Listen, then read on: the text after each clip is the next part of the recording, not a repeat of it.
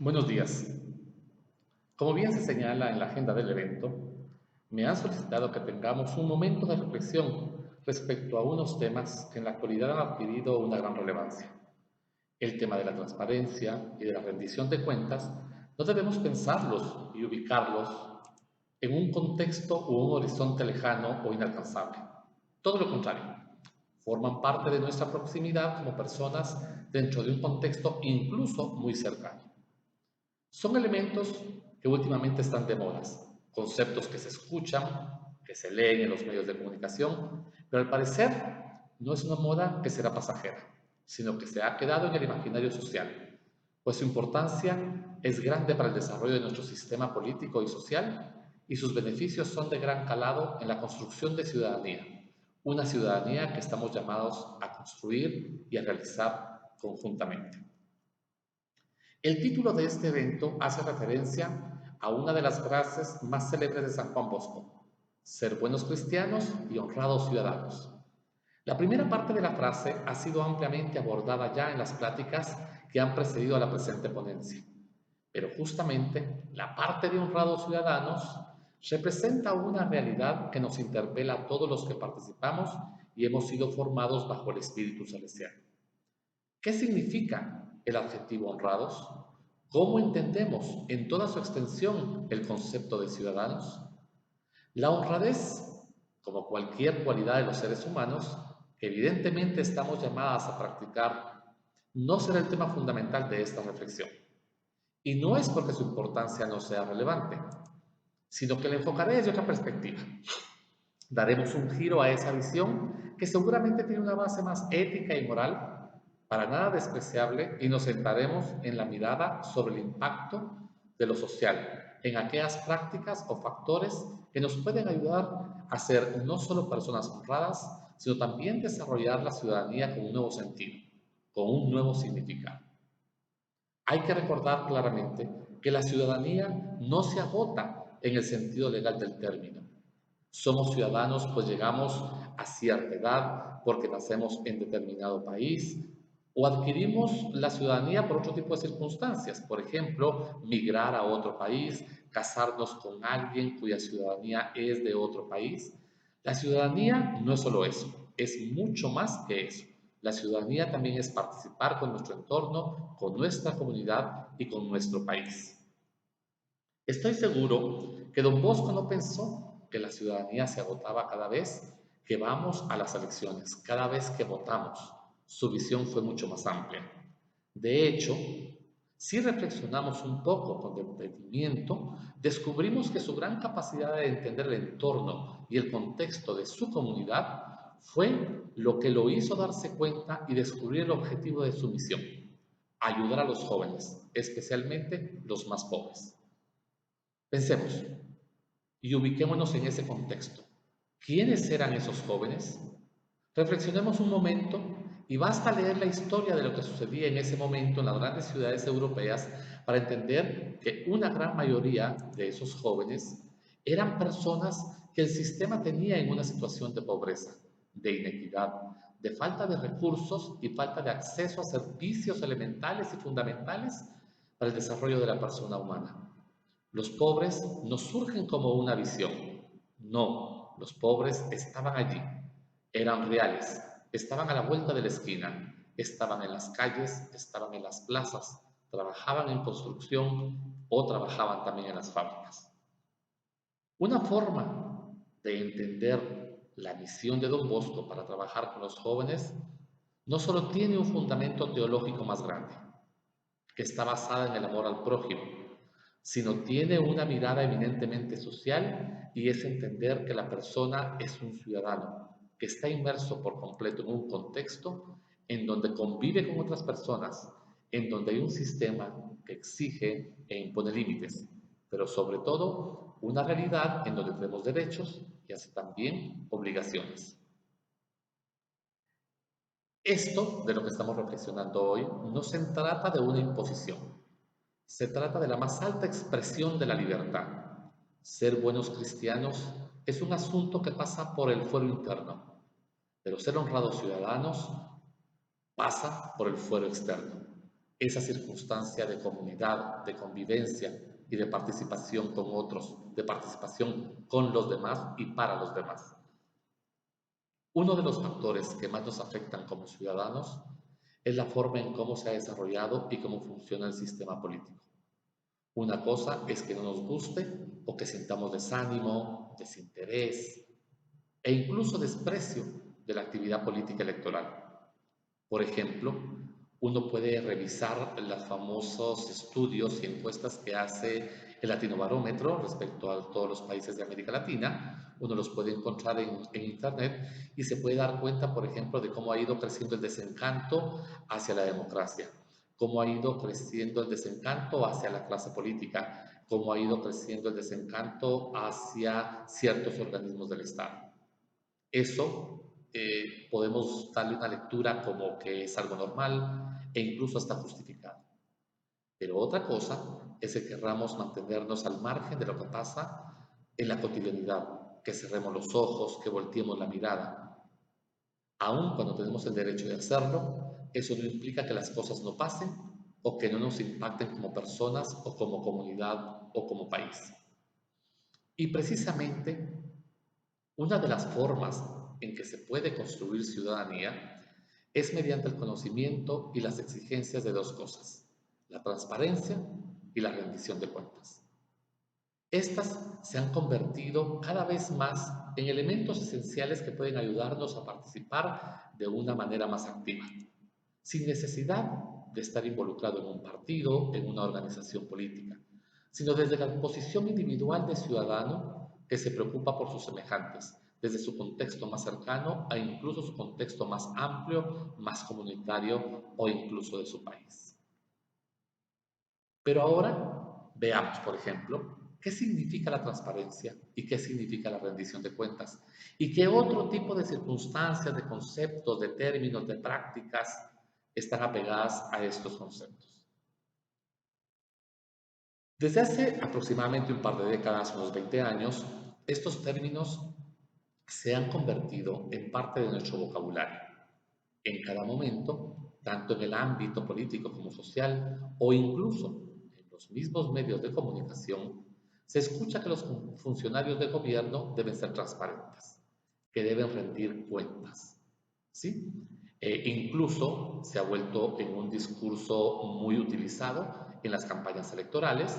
Ustedes se recordarán en las últimas dos campañas electorales al menos, prácticamente todos los candidatos hablaban sobre cómo hacer un gobierno transparente, cómo actuar de manera transparente o incluso iban un poco más allá y pasaban de la transparencia para hablar de la lucha contra la corrupción.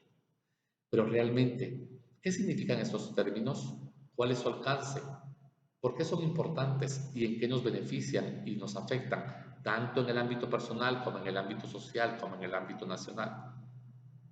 La transparencia hoy en día aparece como un resultado ineludible de la democracia. No podemos hablar de democracia si no hablamos de un sistema transparente, si no hablamos de un sistema que rinde cuentas, si no hablamos de un sistema abierto, de un sistema que se da a conocer. Ello podemos pensarlo independientemente de la forma de gobierno y de la estructuración territorial del poder político. Es decir, no importa, por ejemplo, así como Guatemala, que es un sistema presidencialista, hablamos igualmente de transparencia. No importa si fuéramos un gobierno parlamentario, igualmente se habla de transparencia. No importa si somos un gobierno unitario, como en el caso de Guatemala, o si fuéramos un gobierno federal, por ejemplo, como otros países. Igualmente, el sistema y la democracia tiene que ser transparente por esencia, ¿sí? Es un rasgo esencial de la democracia. La transparencia es parte de esta democracia y vivimos en una democracia, nos guste o no. Seguramente podríamos pensar y seguramente podríamos hacer todos los análisis que queramos de que hay debilidades, de que hay falencias, de que hay imperfecciones, de que aún nos toca alcanzar algunos estadios de consolidación, algunos estadios que nos permitan vivir de mejor manera, pero estamos en este sistema y este sistema se ajusta a las exigencias propias de la democracia. La transparencia es un elemento que proviene, sin lugar a duda, de la voluntad del poder público. pero no debe entenderse como que fuera una concesión que hacen los gobiernos a la población. ¿Sí? Para nada. La transparencia es una cualidad del ejercicio del poder público y se ha convertido en una exigencia por parte de los ciudadanos, quienes estamos interesados en ejercer nuestro derecho contralor sobre el uso de los recursos que nosotros proveemos al Estado. Esto es muy importante, por favor, tomarlo en cuenta. Es decir, no debemos nunca estar agradecidos con un gobierno porque éste sea transparente. Es su obligación. A los funcionarios se les vota y se les paga para que cumplan con su deber. Y parte de ese deber es ser transparentes. Acuérdense que los funcionarios están comprometidos a cumplir con lo que dice la Constitución y lo que dicen las normas y lo que dicen las leyes. La acción de querer transparentar las acciones públicas ayudan a legitimar la administración y permite la existencia de mecanismos de rigor y de eficacia en la acción administrativa. Eso es parte de su responsabilidad. Por eso es que la democracia y el sistema piden que se ejerza de manera transparente las cosas, porque las personas tenemos el derecho a acceder a la información y así poder ir verificando que quienes están a cargo de tomar las decisiones más importantes sobre nuestro destino, sobre la prestación de los servicios públicos, sean personas que sean capaces de respetar no solo lo que establecen las normas, sino de actuar bajo estándares de honradez, de probidad, de capacidad, de eficiencia y de eficacia. En un Estado que no sea democrático, por ejemplo, pensemos en lo que se denomina un Estado autocrático o un Estado autoritario, normalmente la regla por naturaleza va a ser el secreto, la cual o el cual permite de alguna manera que los funcionarios públicos actúen de manera arbitraria y permite que exista una incontrabilidad del poder, o sea que el poder no pueda ser controlado, ¿sí? Pero en un Estado democrático la regla debe ser, por el contrario, la transparencia de la acción de los poderes públicos y en este caso el secreto es la excepción. Hay un pensador italiano que se llama Norberto Bobbio y dice, en el Estado autocrático el secreto de Estado no es la excepción, sino la regla. Las decisiones públicas deben ser adoptadas lejos de las miradas indiscretas del pueblo, ¿sí? De la sociedad. La opacidad en las acciones es necesaria para garantizar la arbitrariedad y la inexistencia de controles de parte de la sociedad. Esa es la lógica en ese sistema. Pero en la democracia es todo lo contrario.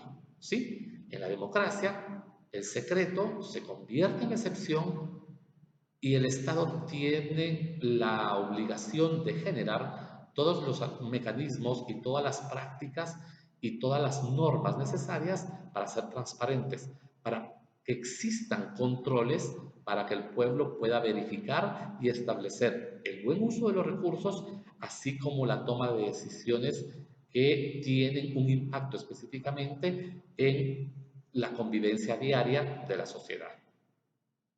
Por ejemplo, el derecho de acceso a la información pública representa un parámetro muy significativo del nivel de transparencia de un determinado orden jurídico. De hecho, no puede hablarse de transparencia de la actividad pública si no se garantiza el derecho a las personas a la comunicación de los documentos que están en el poder de la administración. Si no se garantiza el derecho de acceso a la información pública, es muy difícil que se pueda ser transparente. Hay algunos países que todavía carecen de leyes de acceso a la información pública y cada vez más es difícil sustentar o argumentar la posibilidad de ser transparentes. Es prácticamente imposible. En Guatemala, desde hace 11 años, tenemos una ley que garantiza el derecho de acceso a la información pública que está en poder del Estado y aún así, veamos todos los problemas que se enfrentan para poder tener un gobierno plenamente transparente. La transparencia implica la capacidad del Estado a ser visible y a permitir el acceso a su actuación administrativa, tratando de reducir todos aquellos espacios de secreto o de reserva. El Estado no solo debe ser transparente en el momento en que genera y pone a disposición del público los documentos, sino también en aquellas formas de decisión en que ejerce el poder público. O sea, cuando uno accede a información pública y cuando uno también tiene otros mecanismos de control, no solo le pide al Estado que sea transparente en la forma de cómo se gastan los recursos públicos, sino también en la forma de cómo toma las decisiones. Es muy importante tomar en cuenta estos dos aspectos. Por ejemplo, siempre se ha tenido acceso a las sesiones del Pleno del Congreso. Ustedes pueden ver y se pueden dar cuenta que los medios de comunicación publican qué es lo que pasa en las comisiones, qué es lo que pasa en el Pleno, qué leyes se aprueban. ¿Sí? Y en algunos momentos también hay algún tipo como de publicidad o de transparencia en las actuaciones judiciales. Las reuniones de los consejos municipales, por ley, son completamente públicas, ¿sí? Y cada vez más se acrecientan las formas y los mecanismos de control que aseguran y obligan al Estado a ser más transparente y público. Hay toda una suerte de mecanismos, de herramientas, de iniciativas que nos permiten acceder a información y que nos permiten darnos cuenta de cómo el Estado está funcionando, cómo el Estado está ejerciendo el poder público. Mediante la visibilidad, la conocibilidad o el acceso y por lo tanto el control de los actos de la administración, el Estado y el gobierno refuerzan su legitimidad democrática y su configuración esencialmente servicial. El principio democrático de ser público y transparente no solo debe significar una legitimación en la administración pública, que tanto en su origen y fundamento tienen esa capacidad de ser público, de ser conocido por todos, sino también la exigencia de un control democrático en el ejercicio del poder. Esto quiere decir que las personas tenemos derecho a exigir que el Estado muestre la forma en cómo usa los recursos y cómo toma ciertas decisiones que impactan nuestra convivencia. ¿Se recuerdan que lo habíamos dicho? Cómo utilizan los recursos y cómo se toman ciertas decisiones que impactan a nuestra convivencia. ¿Por qué hago énfasis en las dos cosas? Porque no basta saber únicamente cómo se utilizan los recursos. Acuérdense que los recursos se programan, se aprueban, se invierten, se ejecutan y luego se supervisa el gasto. Pero una cosa es eso y otra cosa es también conocer cómo se toman aquellas decisiones que tienen relevancia con nuestra actuación. ¿Sí? Porque se compran unas cosas y no otras. Porque se toma una decisión a favor de un grupo y no a favor de otro. Esos criterios también tenemos derecho de nosotros a conocerlos para saber específicamente cuáles son, llamémosle, los fines por los cuales se toma una decisión, o los caminos o los senderos por los cuales se quiere ejercer la función pública. La publicidad de las actuaciones de los funcionarios contribuye a mejorar la eficacia, es garantía de la rectitud y objetividad de la acción administrativa. ¿Por qué? Porque hay una lógica. Cuando el funcionario es transparente, cuando el funcionario es seguido, es visto, es controlado, se le ponen límites, el funcionario sabe que tiene que actuar bien y tiene que actuar de manera eficaz. ¿Sí? Por lo tanto, puede ser que algún funcionario, alguno, ¿sí? Incurre en un acto, pero sabe que va a estar siendo vigilado y tiene que hacerlo de manera, tiene que esconderse, tiene que encontrar los vericuetos de la lógica administrativa para no ser visto, para no ser perseguido. Por lo tanto, entonces se puede incrementar más esa capacidad de rectitud, de honradez y de objetividad de la acción administrativa. Muchas veces hemos votado de tal manera que premiamos o castigamos a un partido o un candidato. Muchos elementos de evaluación para poder otorgar un espaldarazo o un voto de rechazo están basados en la forma en que se transparentó y se fue eficaz y recto en el ejercicio del poder. Por ejemplo, en Guatemala no existe la reelección presidencial, pero sí existe la reelección en los diputados y sí existe la reelección en los alcaldes. Y muchos de los alcaldes y muchos de los diputados no vuelven a ser reelectos debido a que la gente no fue capaz de premiarlos por su actuación.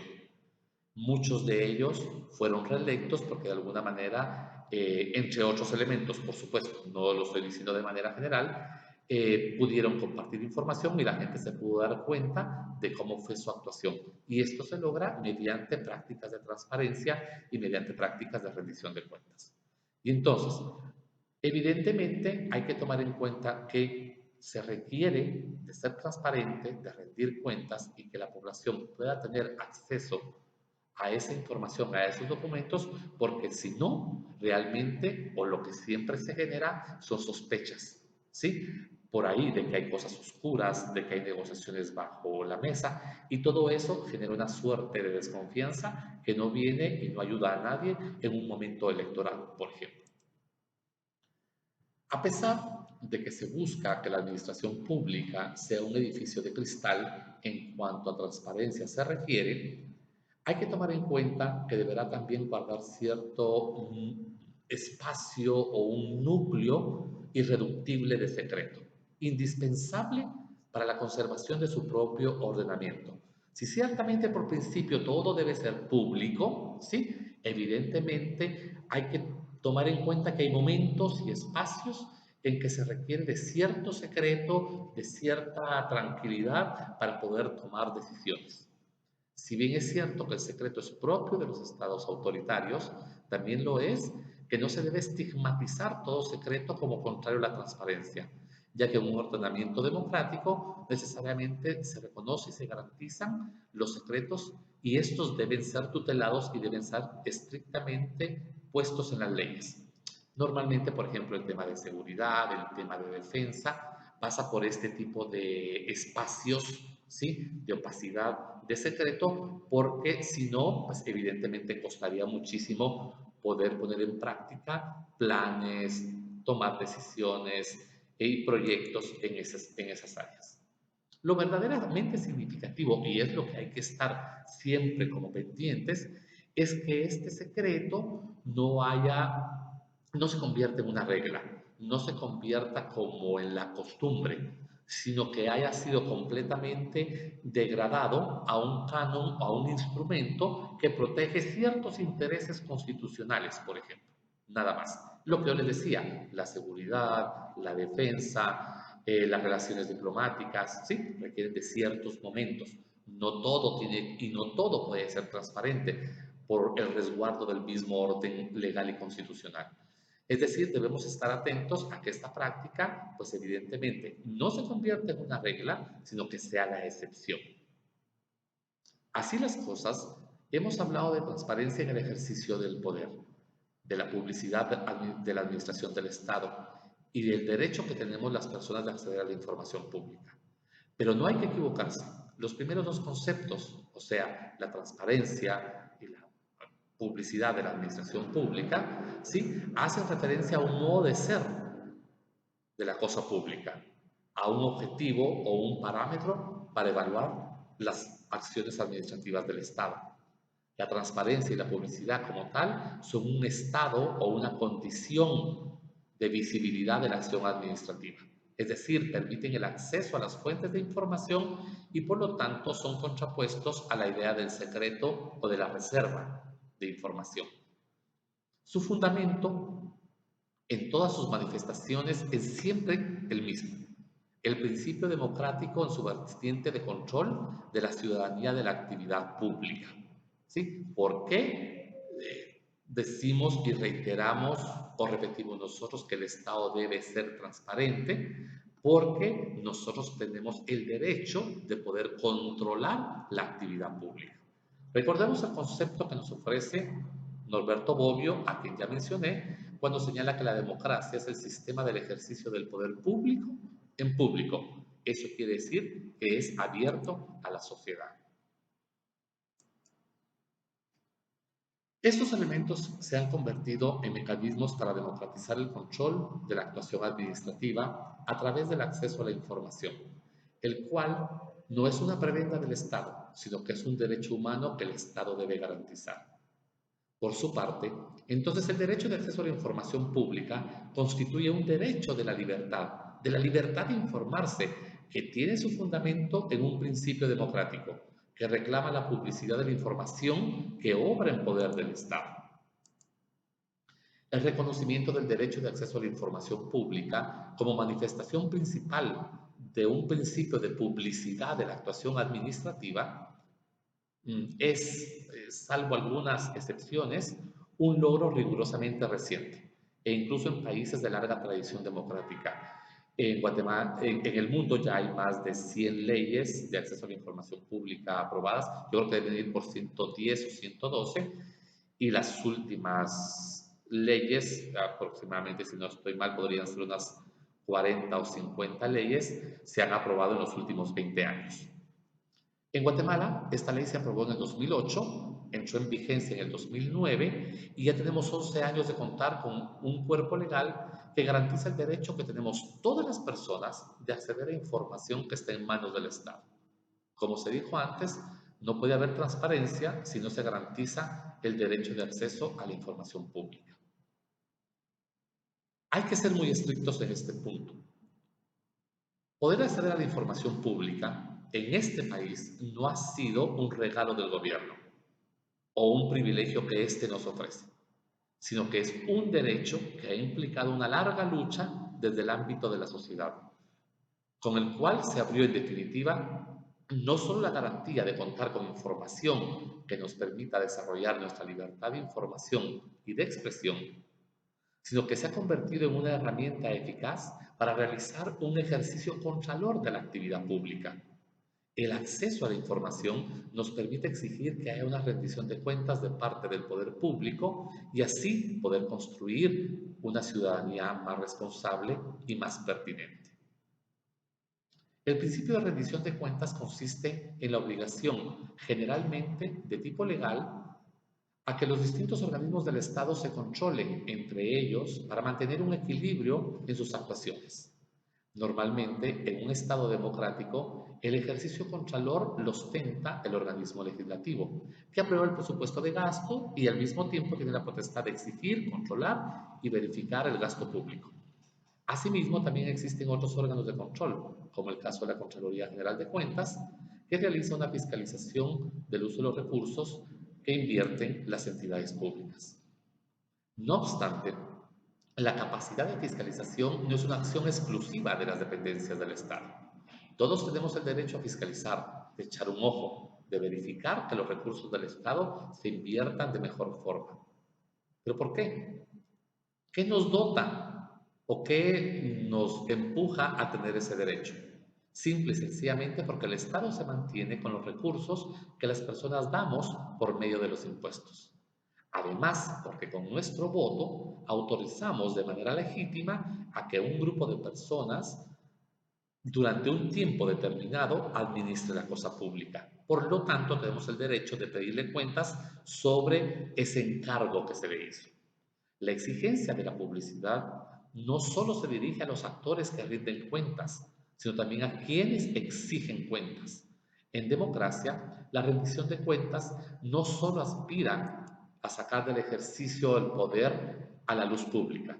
La rendición de cuentas, si quiere ser efectiva y vista como efectiva, tiene que ser pública. Es decir, que quienes exigen cuentas no deben quedarse con la información y los datos que solicitan. Deben hacerlos públicos para que las personas conozcamos los niveles y los alcances de la rendición de cuentas.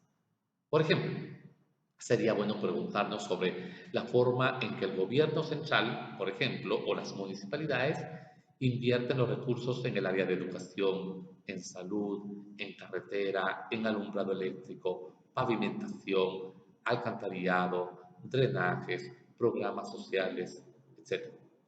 Estas y otras actividades tienen relación directa con nuestra cotidianidad y nos interpelan y nos afectan en lo personal y en lo colectivo. Veamos que ahora es normal encontrarse con una serie de demandas o exigencias por la transparencia y la rendición de cuentas. Por ejemplo, cómo funciona la Universidad de San Carlos, cómo funciona el deporte federado, cómo funcionan otras entidades que reciben fondos públicos. Si algo, como ya se dijo repetidas veces, caracteriza a lo público, es la transparencia.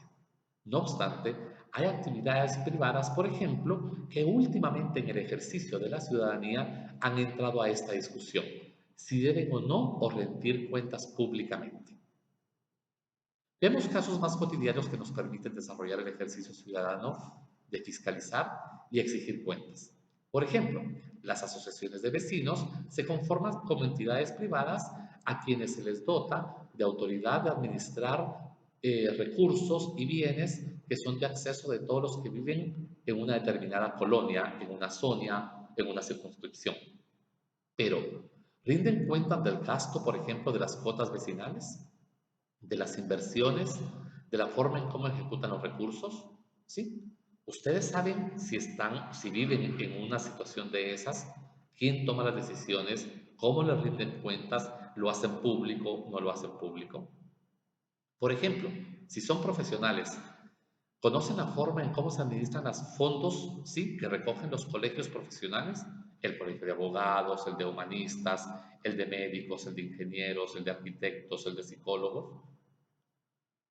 ¿Cómo funciona una cooperativa, una asociación religiosa, una asociación de padres de familia? ¿Sí?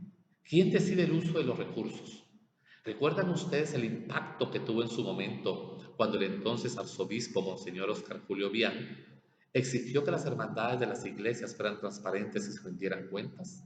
Seguro a muchos no les gustó, pero muchos otros agradecimos el gesto y la orientación en la búsqueda de los procesos de transparencia en el uso de los recursos.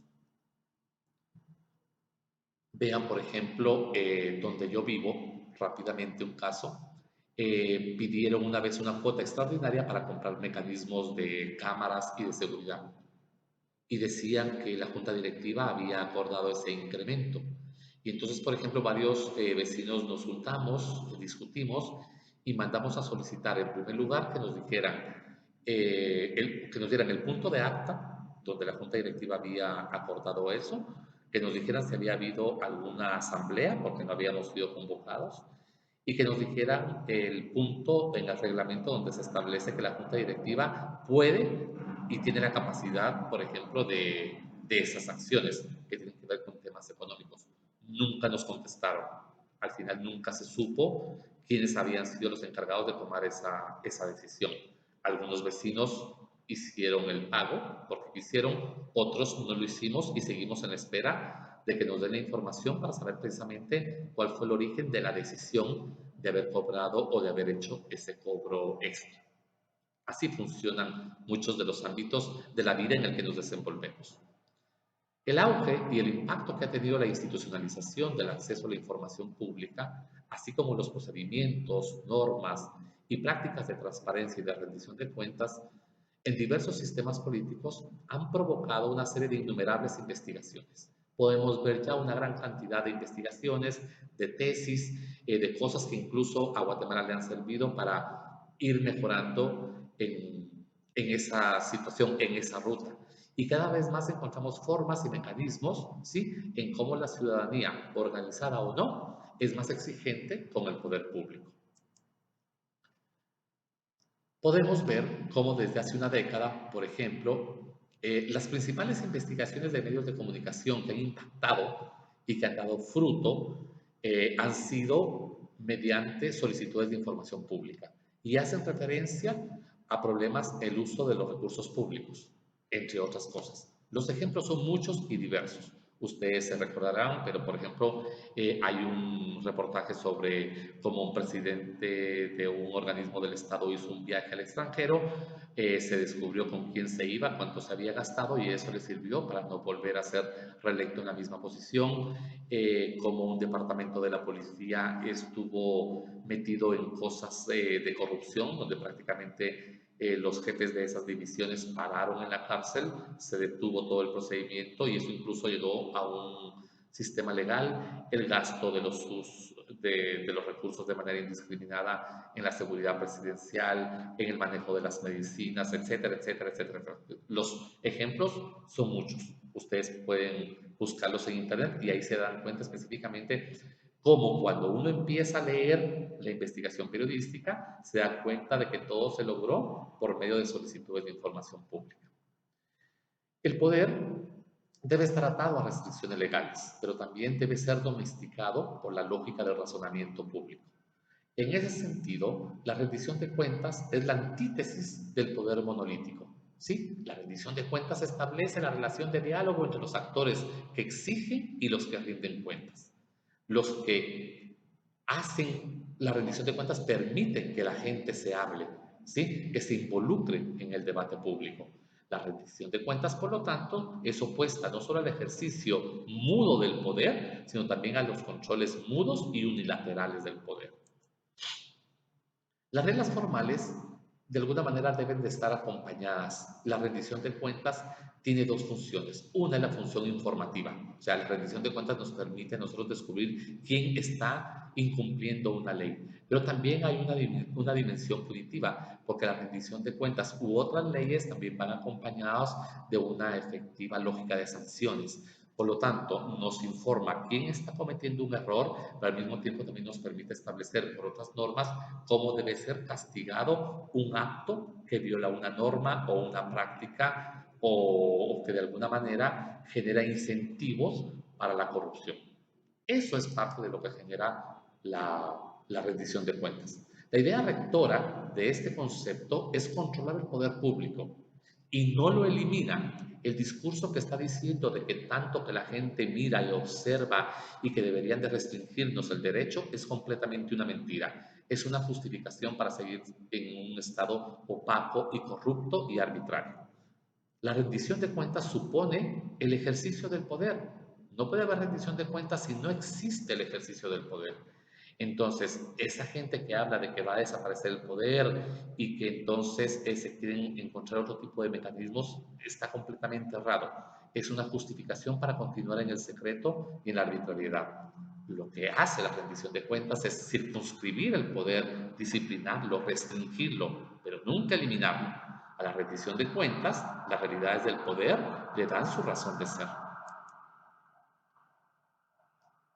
Su misión está en reducir las incertidumbres, en limitar las arbitrariedades, en prevenir, remediar los abusos, volver predecible el ejercicio de la función pública, pero mantenerlos dentro de ciertas normas y procedimientos establecidos.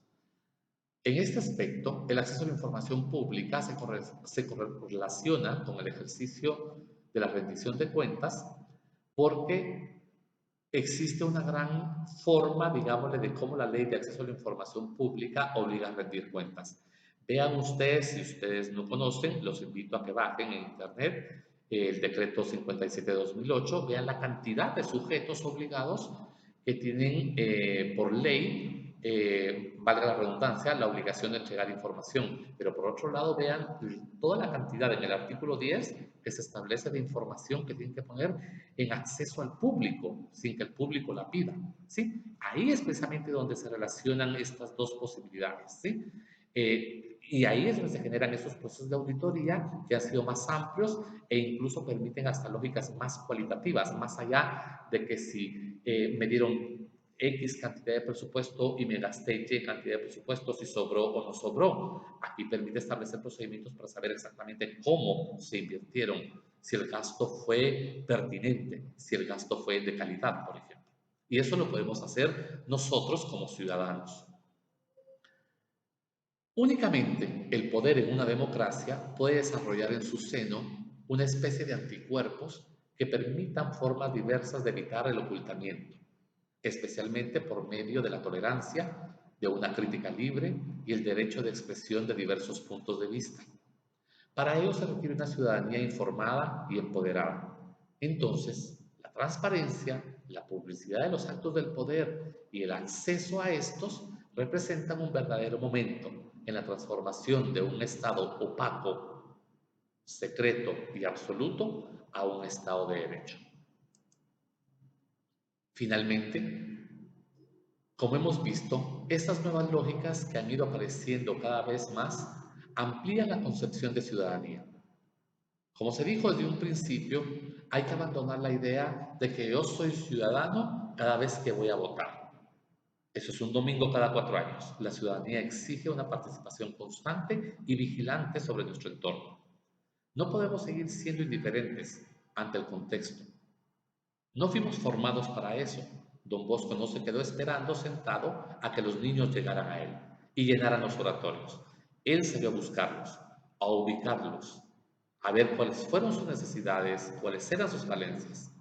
Encontró y supo que afuera del oratorio existía una sociedad, un ambiente, un mundo al que decidió impactar y no solo esperó a que lo impactara. Justamente esa es la ciudadanía activa a la que hay que aspirar. Es necesario conocer y reconocer cuáles son nuestros derechos, pero también cuáles son nuestras obligaciones, que van desde cosas como el respeto, la tolerancia, en la convivencia en espacios sociales pequeños y grandes, el pago de nuestros impuestos, que no siempre es una situación agradable, la responsabilidad cívica y política de elegir a nuestros gobernantes, alcaldes y diputados, y especialmente en el ejemplo y en el testimonio del respeto al prójimo y valores como la caridad y la amabilidad. Esto no es una invitación a la participación política electoral, mucho menos. Eso pasa por el interés que cada uno tiene. Esto simplemente quiere ser una reflexión en torno a minimizar la indiferencia del contexto que nos rodea. Hay que apostarle a que ser honrados ciudadanos no es estar metido en un escaparate. Hay que salir y vivir el mundo, participar de nuestras posibilidades y hacer presente el espíritu salesiano en el espacio en el que nos ha tocado vivir y desarrollarnos como personas y profesionales. Muchas gracias.